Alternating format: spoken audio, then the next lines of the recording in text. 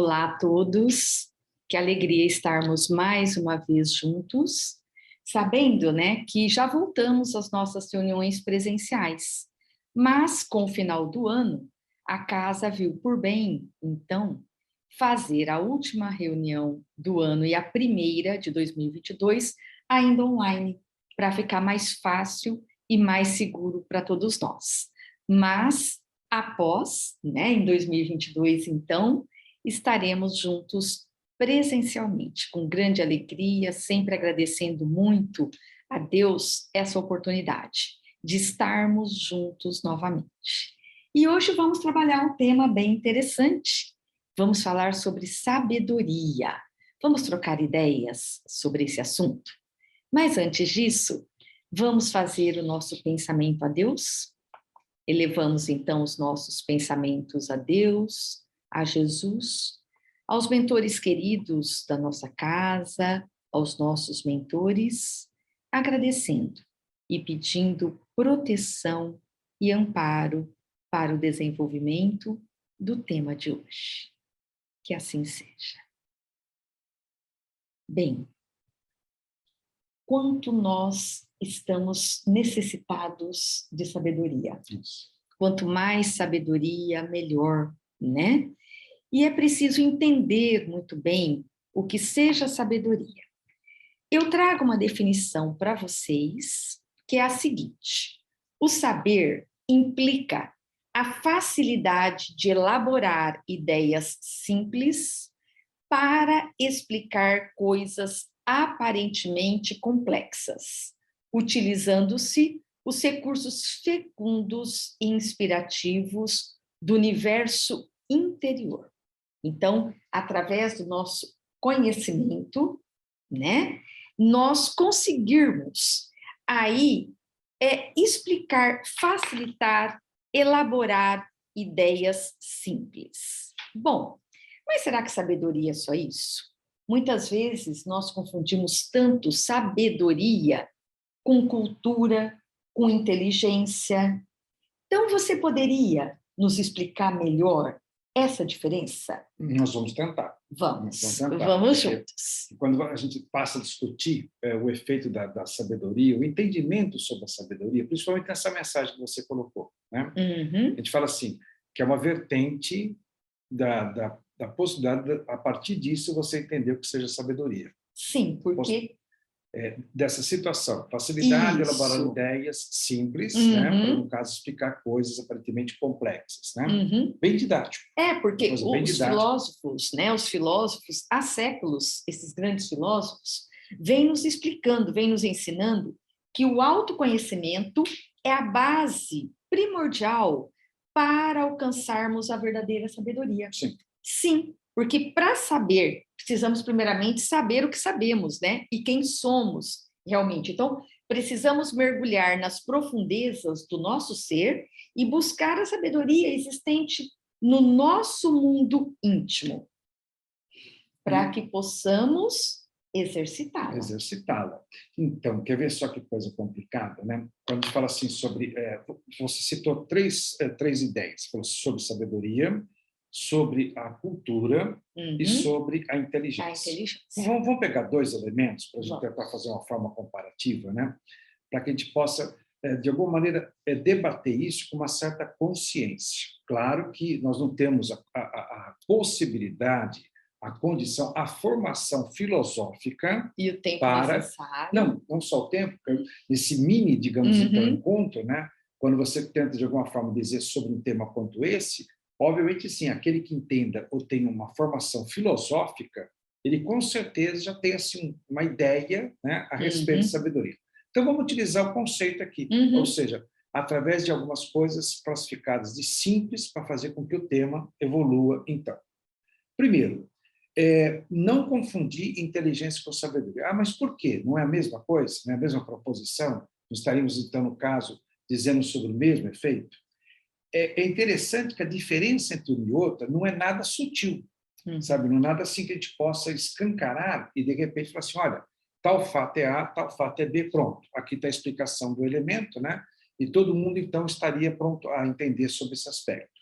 O que a gente pode colocar dentro, então, de uma explicação breve com relação ao tema, é dizer que a inteligência estaria ligada, ou praticamente assim, fincada, né, à ideia e habilidade de você manejar um conhecimento que tenha sido exposto a você e aplicá-lo.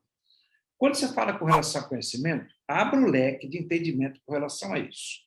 Pode ser o conhecimento, digamos, então, de algo manual, que você aprende de alguma forma, então, as artes, digamos, ligadas à parte da eletricidade, da sua casa, faça um curso no Senac, ou coisa que valha, né?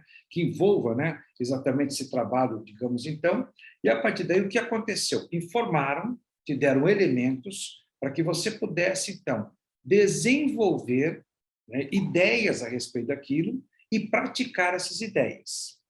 Então, a inteligência está exatamente com relação a essa habilidade. Você passa a ter um certo... Eu disse, então, de uma forma prática. Vamos colocar, então, não daquele habilidade prática, mas daquele que vocês mais acabam se aproximando, que quando se fala em inteligência, normalmente fala-se com relação à pessoa que tem uma habilidade, por exemplo, da química, física, do estudo. Né? A gente insiste em dizer, e quando a gente fala com relação à inteligência, é um leque muito maior que a gente possa, no caso, tentar ponderar, ou, no caso, né, avaliar. Mas, quando se fala, no caso, manejar um conhecimento e aplicá-lo, seria basicamente assim. Então, você pega uma criança, né, que não tem nenhum conhecimento, por assim, da minha área, da matemática, e passa a induzir com relação ao tratamento dos números. E, a partir daquela condição de formação dos próprios números, ele começa a realizar operações. Então, ele faz uma adição, ele faz uma subtração, faz uma multiplicação, opera, digamos então, com as 4 operações elementares da matemática, né? E, a partir de um certo instante, então, ele acaba dominando exatamente as condições numéricas. E daí vai para frente, né? No caso, então, tendo um aprendizado matemático, vai fazendo com que ele vá acumulando conhecimentos e, dentro desse acúmulo, a prática com relação a isso. Então, isso estaria ligado exatamente com relação à ideia da inteligência. Tanto que tal desenvolvimento é muitas vezes, no caso, possível da pessoa realizar só. Ele pode, de uma forma, inclusive, só realizar. Ele pode, no caso, então, realizar um curso, digamos, então, ele recebe os elementos do próprio curso, passa a desenvolver ideias sobre aquilo, passa a estudar exatamente sobre aquilo e dominar. Tá bom? Logicamente, é feito um teste, é feita uma avaliação sobre os conhecimentos adquiridos, né? Pronto, ele está habilitado. Então, a inteligência estaria ligada exatamente com relação a tal efeito, a tal condição. Portanto, requer prática, requer elemento prático. Tá? Então, por favor, não vamos apenas imaginar aquela ligada ao conceitual intelectual. Pode também ser aquele elemento, digamos, por um efeito manual, que muitos dizem mecanizado, né? Algo mecânico, mas envolve a aplicação da inteligência, né? Envolve, no caso, a aplicação em relação à inteligência em si. Agora, quando se fala, né, para a gente tentar dizer alguma coisa sobre o entendimento, então, da sabedoria, né, há uma afirmativa legal nesse texto que eu estava pesquisando, que diz assim, que a sabedoria não nasce do cárcere de ideias. Essas ideias formuladas. Formuladas, tá? Não são essas ideias formuladas, né?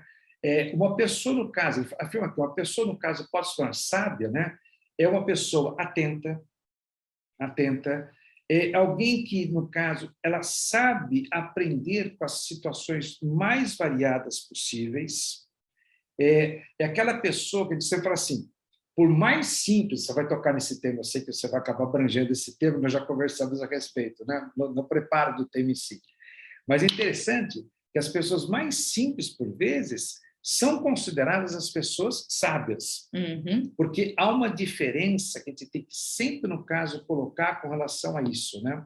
Que muitas vezes o sábio, né, ou o pretenso sábio, ele se arvora em informações, em dados, em situações, muitas vezes, né, em paginações, em consultas de obra tal, de autor tal, cita-se assim, como se aquilo fosse, né, exatamente uma maneira de colocar uma ideia, né, ou uma proposta de fazer com que a pessoa entendesse um determinado efeito. Veja que isso que eu acabei de colocar para vocês contradiz o que ela leu de início. Deve-se utilizar situações das mais simples possíveis para explicar esse determinado fato, né? Então, o que acontece? Essas pessoas, então, na qual a gente coloca sobre o lance dessa ideia, né, digamos, da sabedoria, a gente percebe que é um acúmulo existencial. Uma maturidade É espiritual. uma maturidade, nós vamos, inclusive, debater sobre isso, né? É uma maturidade. É uma maturidade. Está em nosso íntimo. Está no nosso íntimo. No real proposto, né, a gente pode até colocar o seguinte, que todos nós fomos endereçados às nossas experiências evolutivas, ou seja, dado assim ao lance do nosso ponto de criação, né, quando nos tornamos, de alguma maneira, na correspondência de entender o que é uma lei de causa e efeito, e a partir daí passamos a responder sobre os nossos atos, né? De alguma maneira, então, teria-se, de alguma forma, depositado em cada um de nós uma semente, uma luz. Centelha de Deus. Uma centelha de Deus. Sim, somos criados por Deus, então, logicamente, que nós temos a marca de Deus inata. Então, temos a sabedoria. Temos a sabedoria. Temos a sabedoria. Trazemos essa herança, né? Que seria uma marca divina, digamos assim. Exatamente. Né? Então, veja que não é um aspecto pelo qual, então, a gente, no caso, vai, de alguma maneira, adquiri-la, né? Porque há uma formação, há um livro capaz, há um curso capaz. Não. A sabedoria a gente não aprende em livros. Não aprende em livros, pronto. Né? Seria legal de ter, no caso, nem na sala da escola. Nem na escola. Né? Exatamente. Então, isso é importante, no caso. Então, é aí uma marca divina, né? Essa presença de Deus que abrange todo o universo e manifesta-se em todas as criaturas, em toda a sua criação.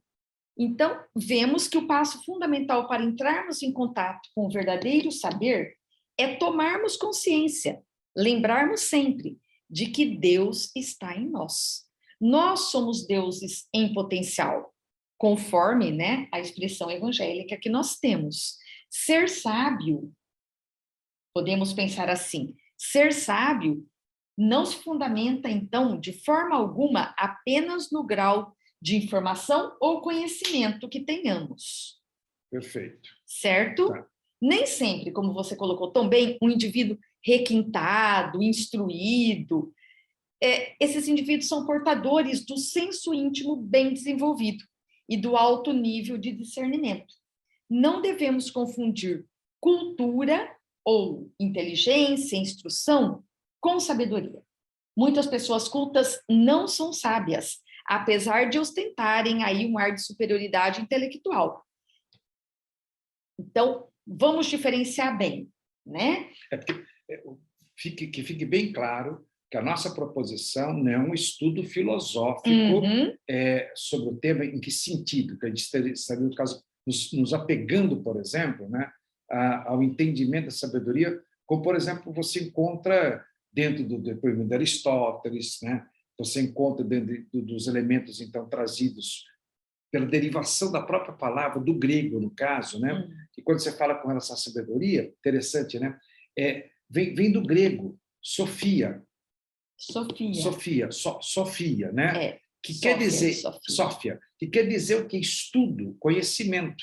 Aí você fala, então você está contradizendo o que você colocou agora há pouco. Mas aí que está.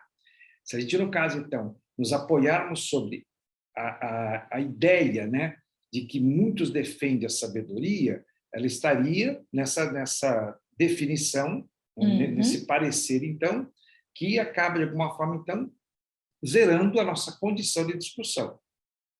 O nosso interesse, que fique claro, então, para todos vocês, a nossa intenção é desenvolver o tema sabedoria com a luz do Espiritismo. Ou seja, o que nós espíritas podemos entender com o aspecto chamada sabedoria. O entendido. E nesse caso, né, a espiritualidade superior sempre nos estimula a manter um contato profundo e significativo, então, com nossa força interior, a fim de que possamos nos familiarizar, principalmente, com a nossa voz da consciência.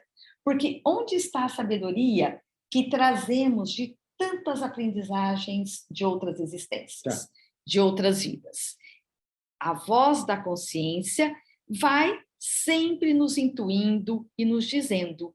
Por isso que nós começamos dizendo que o saber implica a facilidade de elaborar ideias simples para explicar coisas aparentemente complexas, utilizando-se os recursos fecundos, inspirativos do universo interior.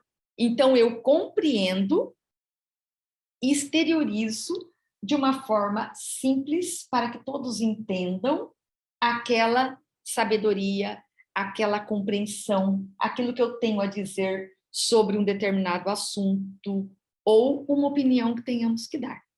Então, é essa sabedoria.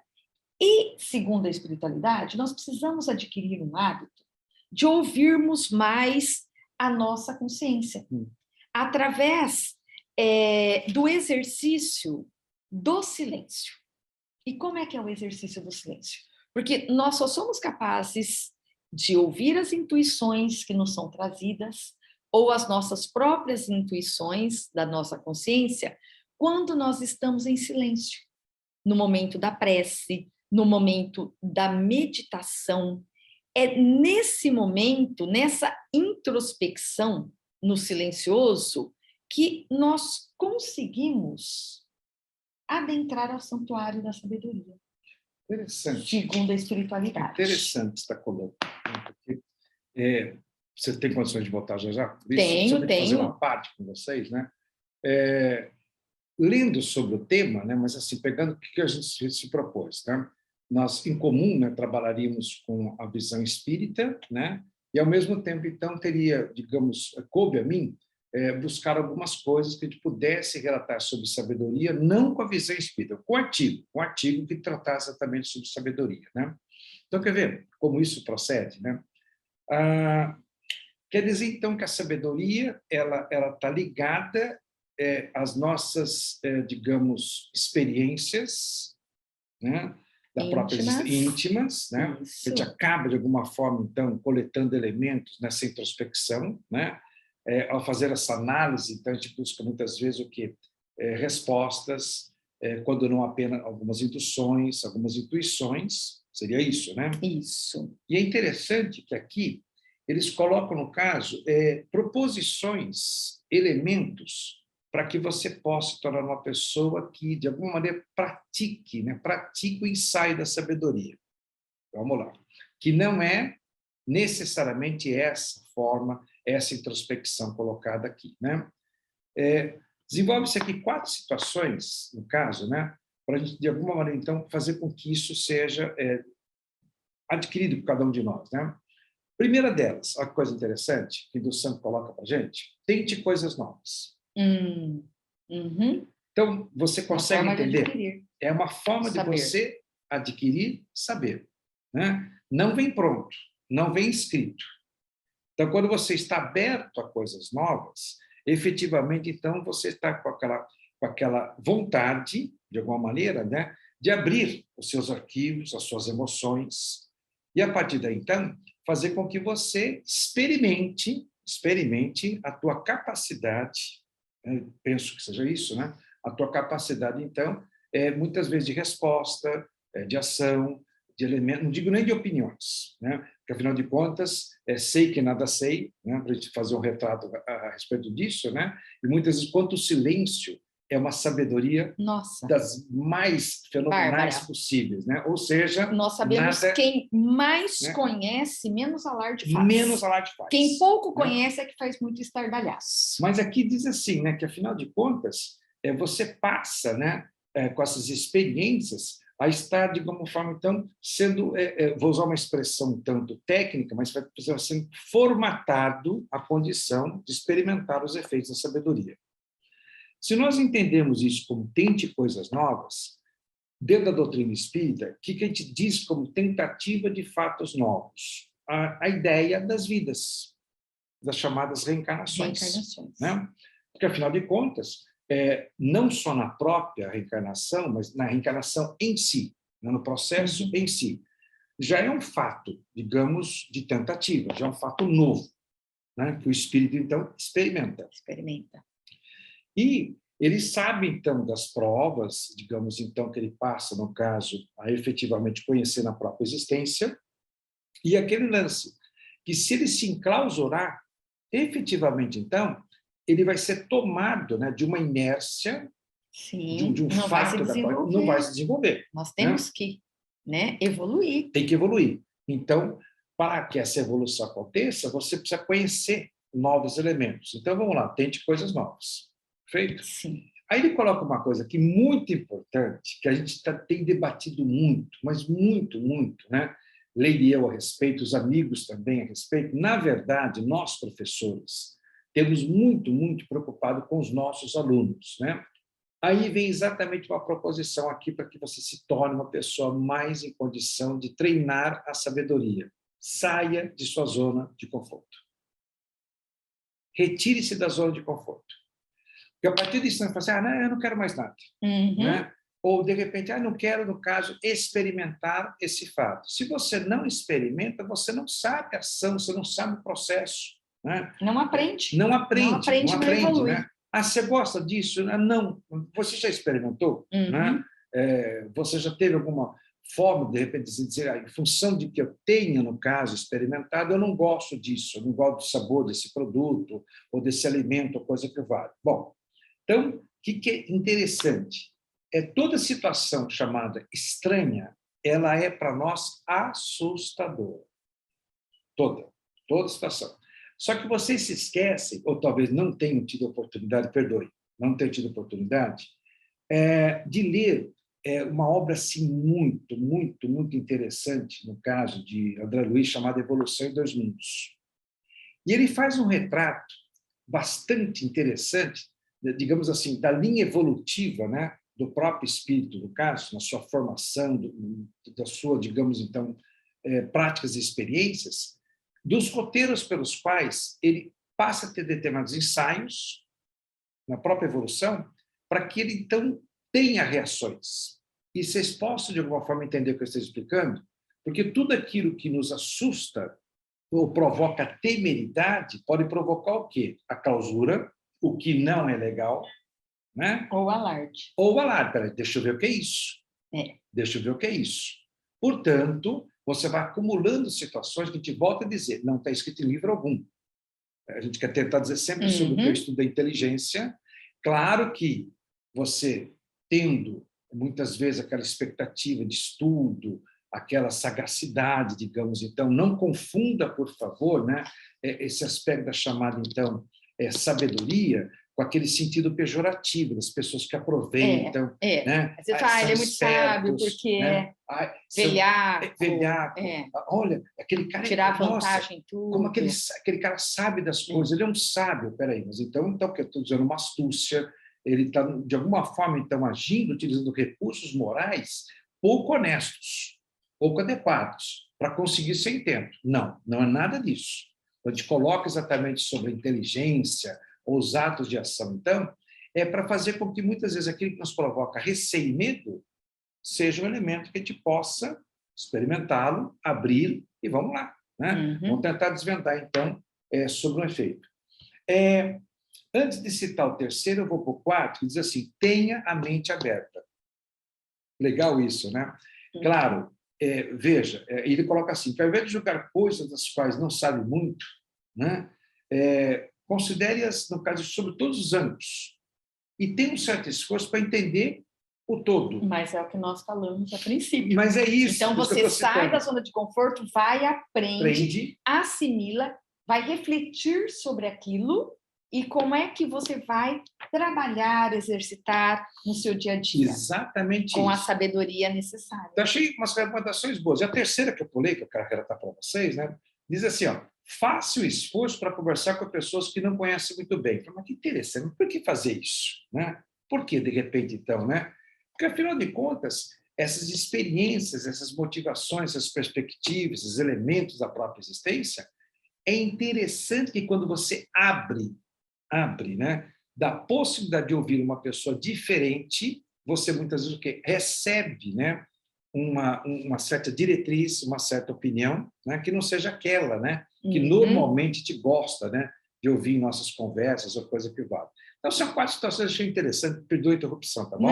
Não, excelente. Para a gente, no caso, então, perceber exatamente, sim, modos de fazer com que a gente ensaie, né, o treino ou, digamos, então, a capacitação da sabedoria. É o treino, é o exercício para desenvolvermos a sabedoria cada vez mais. E quanto à doutrina, nós, mais uma vez, observamos que ela nos chama a atenção para adquirirmos, então, o hábito de, que a gente fala muito, né? Dedicarmos alguns minutos do nosso dia ao silêncio da prece, ao silêncio dos bons pensamentos, das vibrações, a meditação, uma vez que esse olho interior, logicamente, proporciona inúmeras formas de percepções de nós próprios, da natureza e de Deus. Então, nós começaremos a ver as coisas, as situações, mais a fundo, e não superficialmente. Perfeito. Não nos esquecendo de que a sabedoria está ligada também à sutileza daquele mecanismo cíclico que a gente conhece tão bem, que move o universo.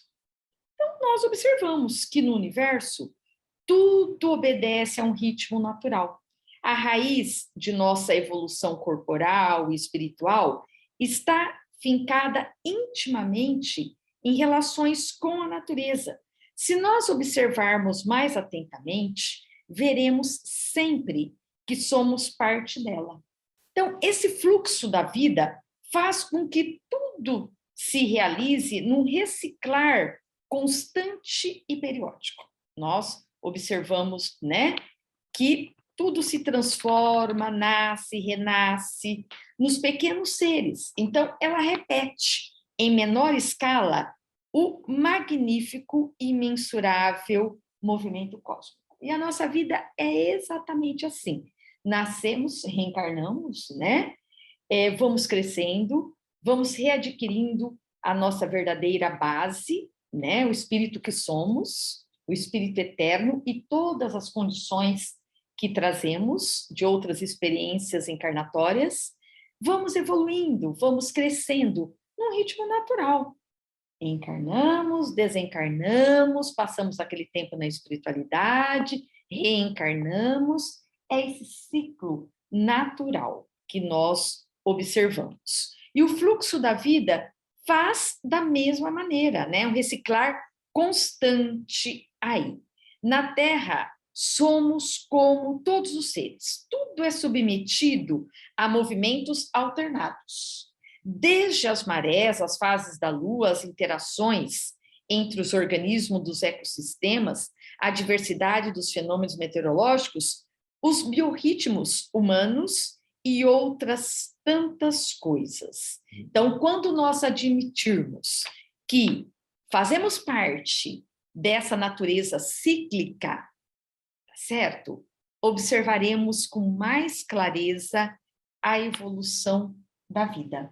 E essa sabedoria nós a vamos adquirindo cada dia mais. Nessas experiências diferenciadas, nós vamos adquirindo, então, mais sabedoria, principalmente no silêncio, no analisar, no refletir todas as situações que vivenciamos. Concorda? Concordo. Mas aí te faço uma pergunta, né? Só para que vocês, então, possam, de alguma maneira, também participar sobre ela. Pelo que a gente não pode falar assim, vou dar um tempo, vocês pensem aí, retoma, né? Você teria condição de colocar, assim, para a gente uma proposta de alguém simples, humilde, que, obviamente, trabalhou com a sua inteligência, mas que, afinal de contas, já que o tema traz sobre isso, de fazer com que algo explicado seja feito de uma maneira mais simples possível, este é o sábio, né? Você teria um exemplo de alguém que teria, no caso, tal capacidade, alguém que esteve entre nós, ou que, de repente, sim, seria assim, a imagem perfeita de falar assim, este é o sábio?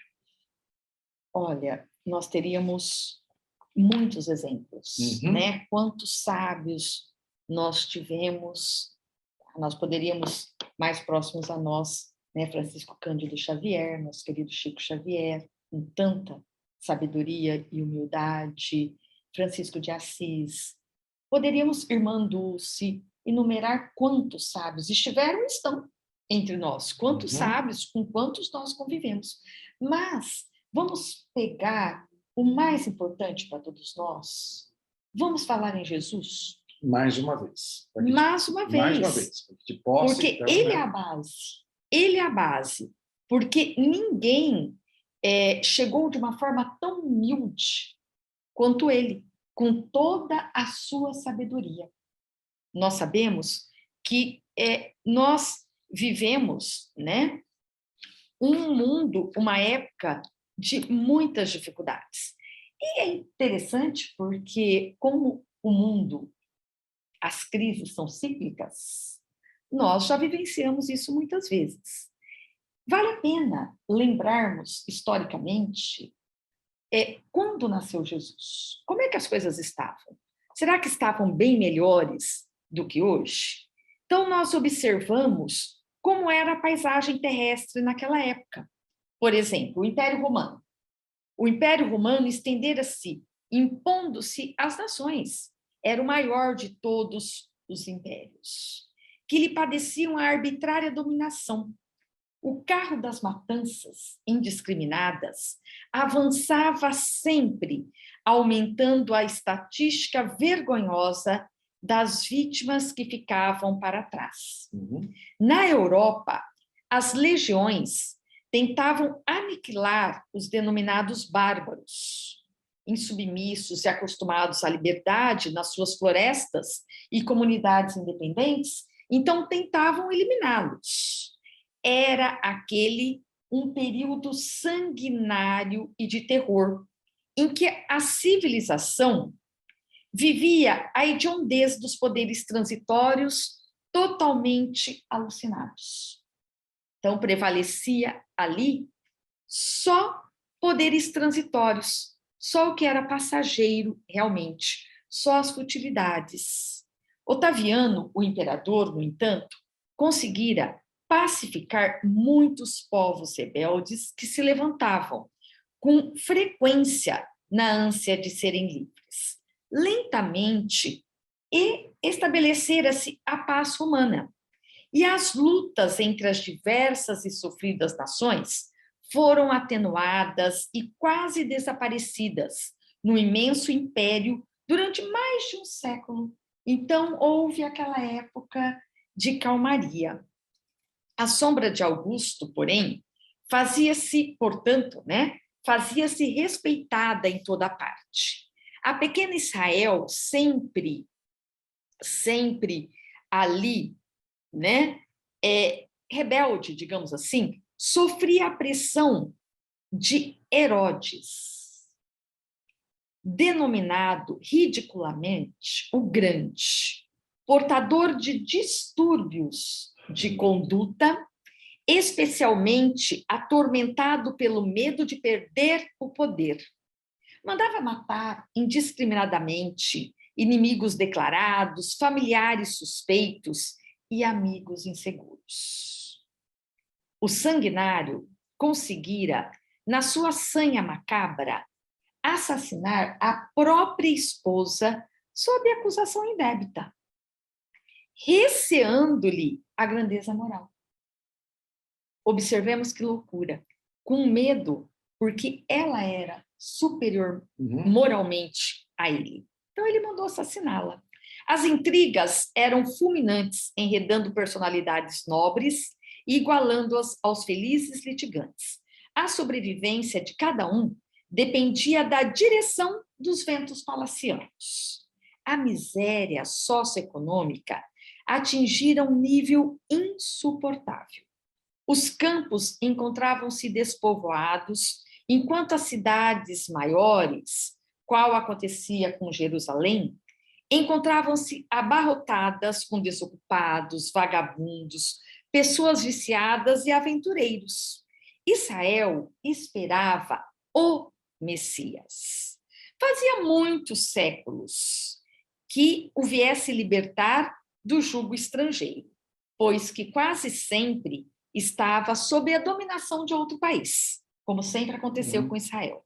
Nesse período, se encontrava na Síria desde quando Pompeu entrara na capital vitoriosamente, deixando a nação sob o protetorado alienígena.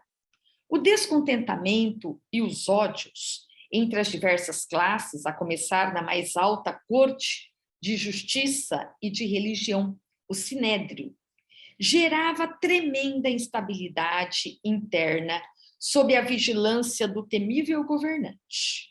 Esperava-se, em consequência, que o Messias fosse um guerreiro sanguinário, vingador, que erguesse Israel à culminância da glória terrestre, dominando os demais povos. Esse era o clima espiritual da terra da promissão.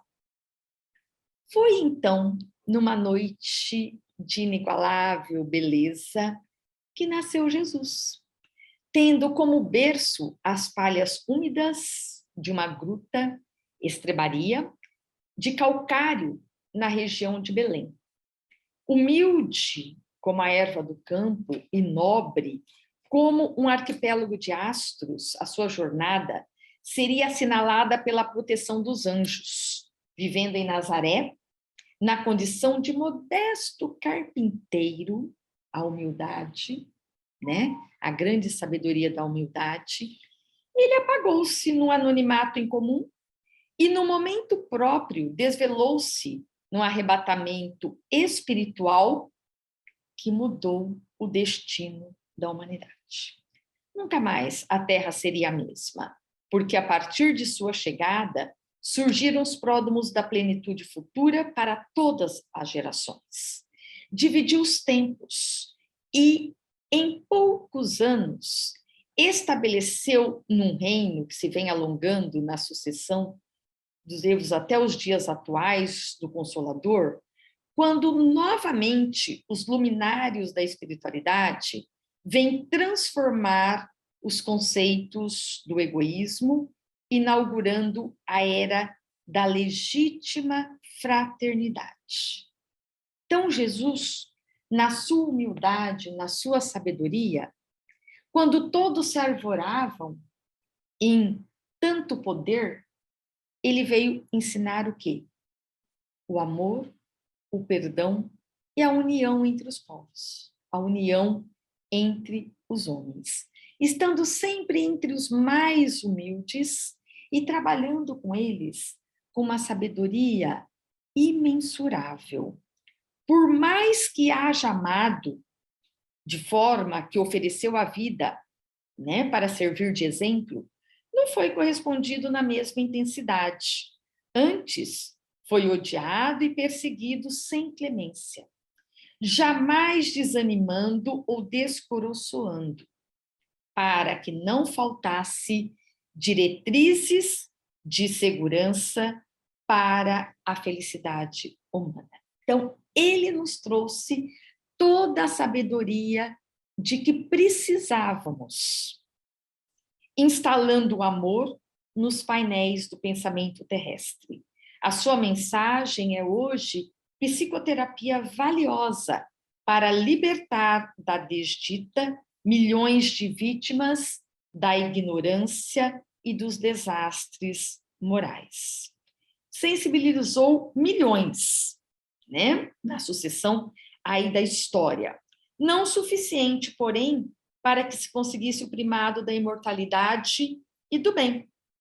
Entretanto, os alicerces de sabedoria, por ele colocados, permanecem, aguardando a construção da verdade, que deverá, o mais breve possível, reinar entre as criaturas. Então, para mim, ele é o maior exemplo de sabedoria, porque ele nos trouxe a sabedoria através do exercício. Ele próprio exercitou toda essa sabedoria, nos trazendo essa lei de amor e caridade. Agora, será que essa sabedoria reina já entre nós? Não. Então, infelizmente, não. É uma pena dizer que não, né?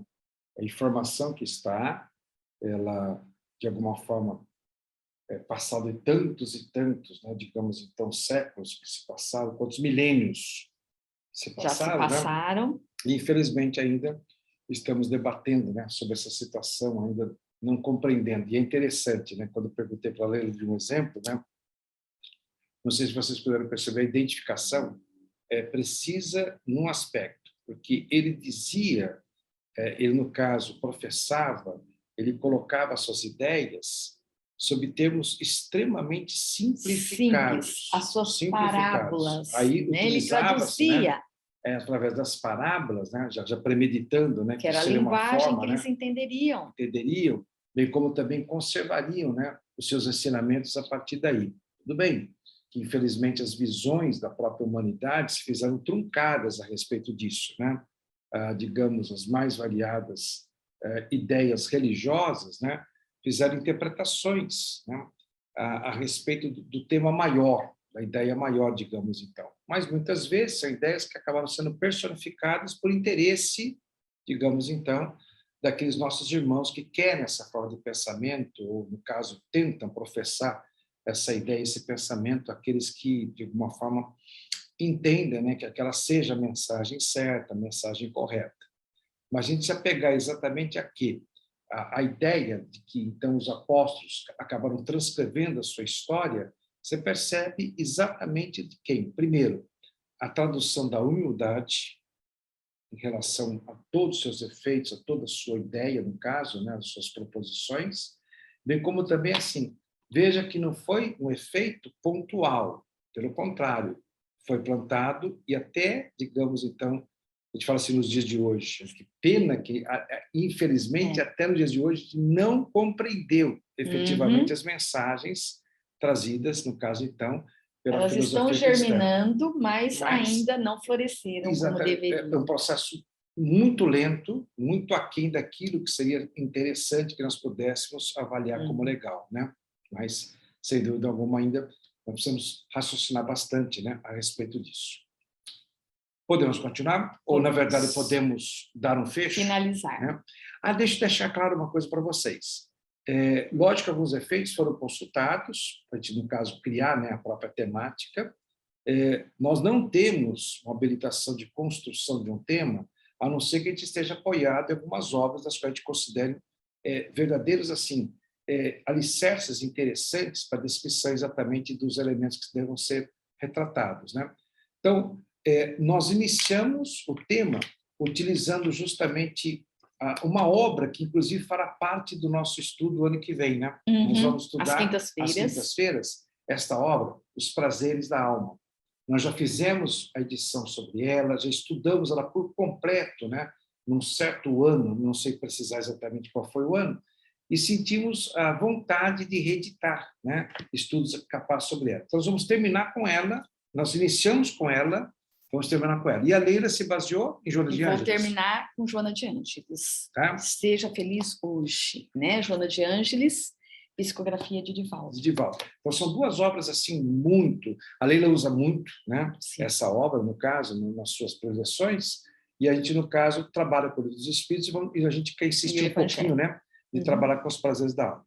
Mas nós temos dois parágrafos finais aqui muito interessantes. Pode ser? Tá? Você quer terminar por aqui primeiro e a gente depois faz isso? Você faz esse e eu termino aqui. Tá bom.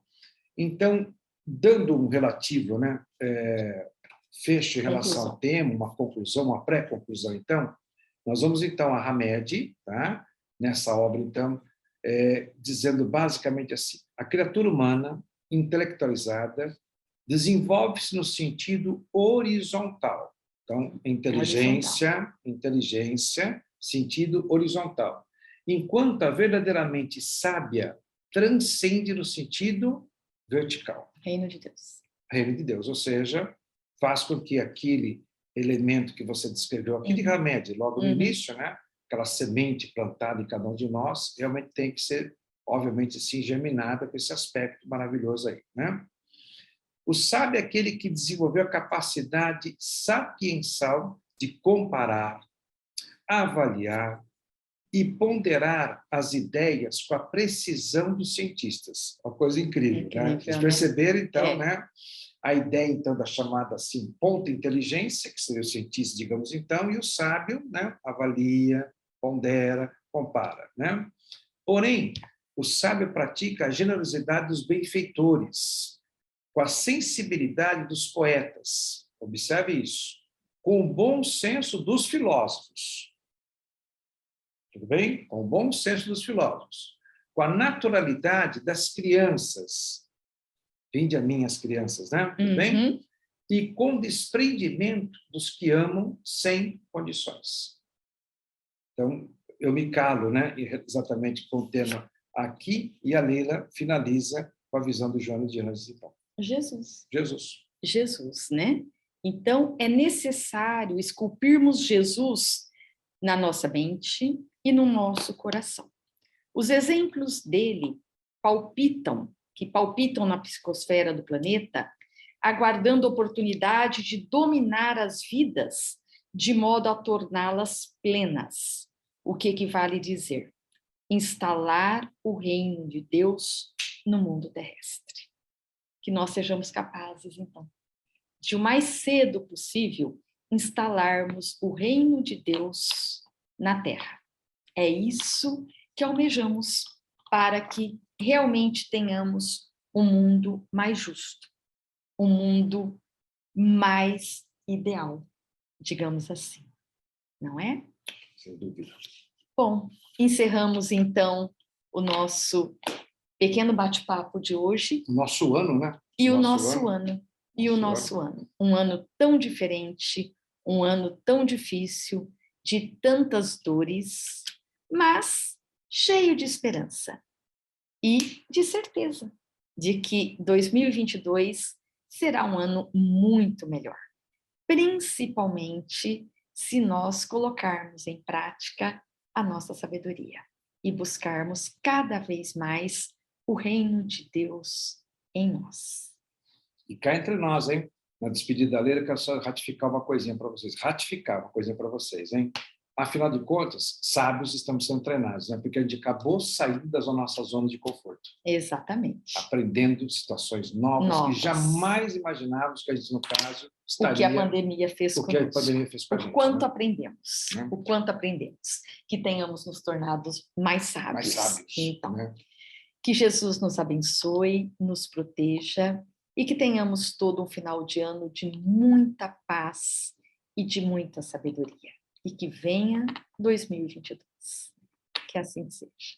Muito obrigada, um grande abraço a todos e até janeiro com nossas reuniões presenciais. Se Deus quiser. Muito, muito obrigada. Abração para vocês.